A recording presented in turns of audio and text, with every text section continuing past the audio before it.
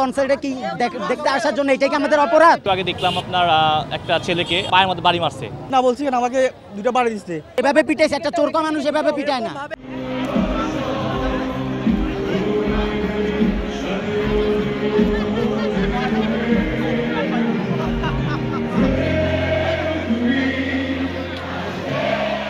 কথা হলো যে আতিফ আসলাম আমাদের সবার ফেভারিট একটা পার্সন। তো আমরা আসছি তার কনসার্টে উপভোগ করতে, কিন্তু আমরা যথেষ্ট পরিমাণ টিকিট পাচ্ছি না। এখন দেখা গেছে যে আমরা তার কনসার্ট আমরা মিসও করতে পারবো না, তার জন্য আমরা সবাই আসছি। আসার পরে এখানে আপনার আমাদের ঠিকঠাকভাবে আমরা কোনো সার্ভিস পাচ্ছি না। ইভেন দেখা গেছে কি একটু আগে দেখলাম আপনার একটা ছেলেকে পায়ের মধ্যে বাড়ি মারছে। আমাকে দেয় না, আমার সাথে একটা ফ্রেন্ডকে দিছে, সে পা নিয়ে লড়তে পারতেছে না। এক কথায় তারা কন্ট্রোল করতে যায় অনেকটা লাঠি চার্জ করতেছে স্টুডেন্টদের উপর এবং আতিফ আসলাম ফ্রেন্ডদের উপর। সুন্দরভাবে যেটা সমাধান করা দরকার ছিল সেটা আসলে হচ্ছে না।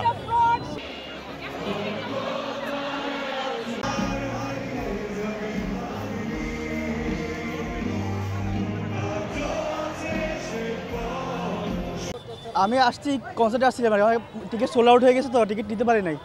পরে এখন আমি বাসায় যাবো বুয়া পরিবহন করে, শ্যামলী যাবে, এখান থেকে একটা বাস যায় বুয়া পরিবহন। ঠিক আছে, আমি আসতে হাঁটতেছি, আমার কি টিকিট আছে? আমি তো আসতে হাঁটতেছি, আমি তো কনসার্টে ঢুকবো কিছু টিকিট।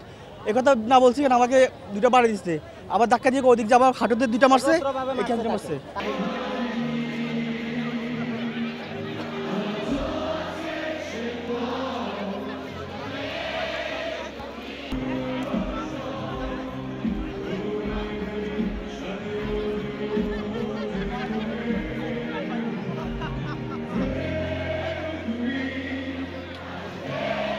তাহলে কেন এখানে আমাদের অপরাধটা কি? আমরা কি এখানে কনসার্টে কি দেখতে আসার জন্য এটাই কি আমাদের অপরাধ?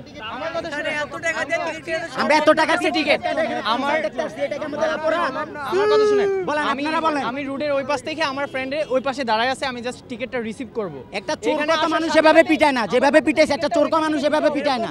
আপনি দেখেন ওনার পাওটা দেখেন, এভাবে কেন আমাদের উপরে টর্চার করবে?